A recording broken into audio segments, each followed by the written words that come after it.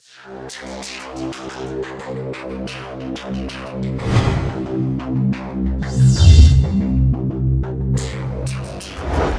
año ha sido un año de repunte. Llevábamos unos años reduciéndose, quizá como consecuencia de la crisis, ¿no?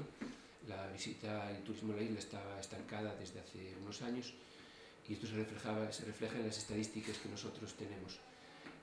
Pero este año ha remontado bastante y bueno, pues ha vuelto a un poco quizá por las crisis del norte de África, no sé qué influencia que haya podido tener, pero lo que sí me parece muy relevante señalar es que el tipo de turismo, de lo que está viviendo hoy el sector turístico de La Gomera fundamentalmente, es del turismo que viene a caminar, el turismo que viene fundamentalmente, su motivación principal es la naturaleza.